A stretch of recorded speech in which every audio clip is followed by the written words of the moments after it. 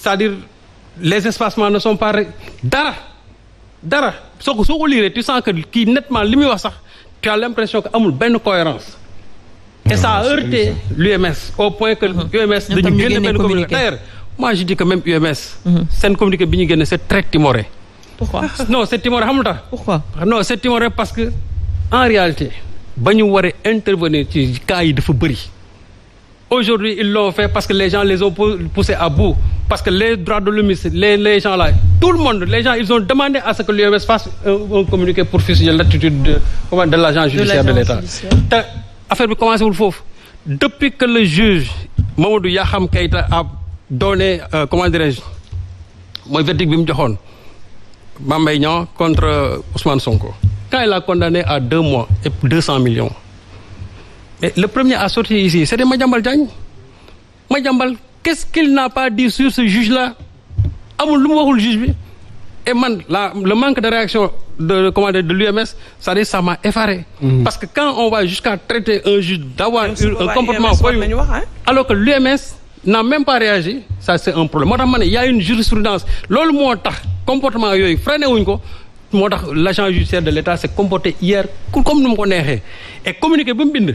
soo gisee sax il est allé même jusqu'à dire que la décision ne s'appliquera pas mais pour qui il se prend moom c'est le juge suprême il y a des voies de recours loolu la wax UMS si wax bu fekkee ne da nga fa am foo xamante ni yow tu te sens lésé mais demal au niveau de la Cour suprême soo demee foofu su boobaa loo fa am nga jël récemment le juge Ablaye Ndiaye qu'est-ce qu'il a fait malgré le réquisitoire de la procureure générale mais gis nga la décision qu'il a prise les gens sont pliés donc su fekkente ne y a une décision qui a été sortie par un juge qui est habilité à le faire et qui a eu la compétence encore parce que déjà waxoon nañ ne le tribunal n'est pas compétent ce qui n'était pas vrai le tribunal est compétent le juge était compétent la requête c'était recevable encore et il a rendu une décision et les gens devaient se plier à cette décision-là mais le comportement que ces gens-là ont eu hier pour des gens qui disent chaque fois il faut respecter les institutions parce que mënoo tax nga ne respecter les institutions respecter l'état de droit alors que tu es le premier à fouler ça aux pieds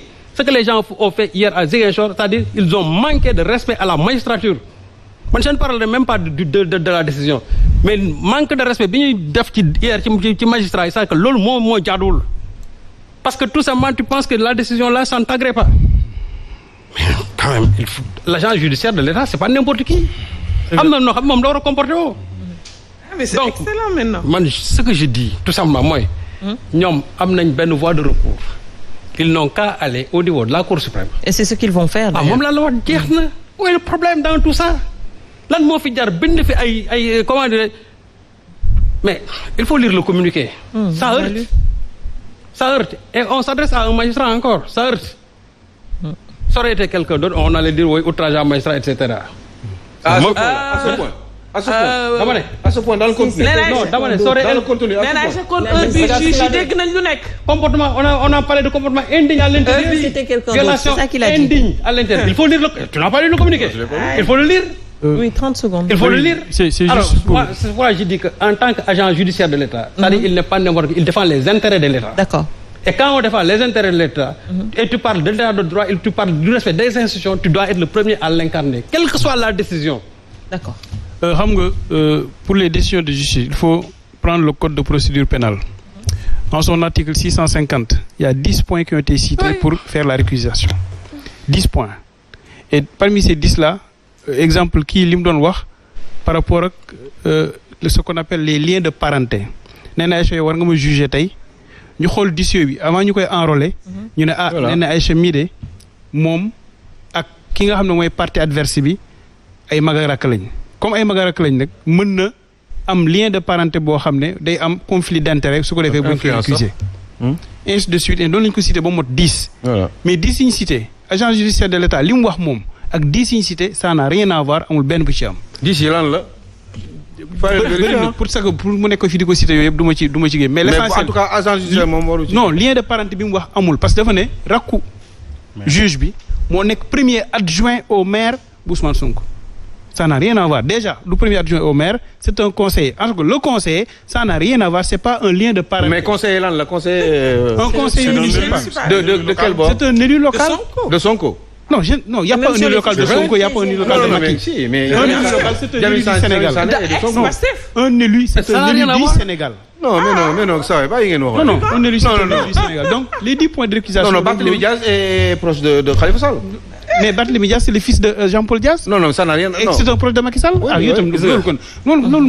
Maintenant... Le code de procédure pénale est clair. En son article 652. Il faut que j'aille lire. Laissez-le terminer. Non, et tout le monde est devenu juriste et tout le monde maintenant respecte la justice. Je peux te donner l'exemple. Respecter les institutions maintenant. Et c'est excellent. En son article 652. C'est dommage parce que d'ici beaucoup de gens, c'est les gars neex quoi. Vous êtes journaliste, je vous permets donc d'aller vérifier ça et de. Je peux te donner l'essence de tout ça. Maintenant, en son article 652, dafa wax ne mu ne. L'agent judiciaire de l'État balaa moo def récusation bi parce que dossier bi dañ koy enrôler xool lépp boo xam bu fekkee am nga loo ciy wax mun nga ko wax avant le débat le début des débats et avant le prononcé donc du juge yooyu yëpp mun nga ko ci dugal mais yow munoo bàyyi ba ñu dem bo ñu ne jugement bi presque plaidoirie yi pare na nga ne da ngay récuser un juge pourquoi parce que y a un certain mais mënu ko récuser demande rek la mën a def mënu ko récuser non mënu ko nga ne day récuser mënu ko mais comme que mënu récuser mais mënu ko boo waxee loolu day mel ni moom dafa am doole boobu te mën na ko def ci biir séance bi mënu ko non mënu ko il est pas capable il saisit le président de la cour d'appel waaw kay loolu la mais avant que saisir il faut nga wax ko doo ko wax non si bu ne nga non si mais mën na ñëw taxaw ci procès bi di ko wax bu rendee compte non nga ñëw ci biir procès bi dégg non nga ñëw ci procès bi nga ñëw ci procès bi rek pardon nga ñëw ci biir procès bi nga rendre compte loolu nga fekkee ko léegi nii tout de suite laissez-le terminer après ñu ñëw tu auras la parole Aliou vous faites comment donc loolu moo lay won ne aujourd'hui suñ demee ba c'est une simple personne mooy def benn tweet rek agent judiciaire de l'État basé wu ci tweet boobu pour mu ne day def ay observation juridique ça je suis d'accord parce qu'il faut être sûr problème oui sérieusement ça pose problème moi je voudrais que les gens soient objectifs maanaam lépp looy def nga def ko avec sérieux tu as le dossier tu l'as depuis très longtemps et on l'a enrôlé avant ñu koy enrôlé xam nga ne yow dañuy yebal jëlal dossier bi la nga ci war a wax yëpp nga wax ko avant sax ñu dem ci débat yi su boobaa ñoo xam ne yow tu es sérieux li nga wax ni lu nekk la mais loolu amul problème parce que mission commando yi nekk pour fexe le président Ousmane Sonko du bokk en 2024 dañuy nax seen bopp en 2024 inchallah rabbi le président Ousmane Sonko sera candidat donc là c'est carrément autre chose maintenant dans la discussion le président Ousmane Sonko sera candidat et inchallah rabbi le président Ousmane Sonko va gagner ces élections là kon su boobaa ñu xam ne bëgg-bëgg bi mu am yéene bi mu am ci réew mi inchallah rabbi dina ko exercer donc loolu jaruñu kii parce que comme li ñuy waxee rek yàlla moo yor li nga xam ne moom mooy mbiru doomu aadama to lam ci sàkk rek loolu mooy am lam ci sàkkul mënu ci moo tax président Ousmane Sonko wax na ko bu fekkee noonu la demee ñu ne alhamdulillahi rabbil alamin bu fekkee demoon na xam ñu ne alhamdulillahi rabbil alamin parce que loolu rek la ñu yàlla sant te loolu la ñuy def d'accord oui voilà li may wax rek mooy l'injustice doit être combattue absolument loolu moom principe la boo xam ñëpp lañ ci war a d'accord te président Macky Sall avec son gouvernement li ñuy caractériser moom mooy l'injustice personnifiée envers les opposants parce que quand il s'agit d'un procès boo xam ni opposant moom moo am ak jàkkaarloog justice perception bi ci sénégalais yi di am moom mooy du jaar yoon dañuy manipuler justice bi loolu lépp li ko indi moom mooy lan dañuy def réforme yi war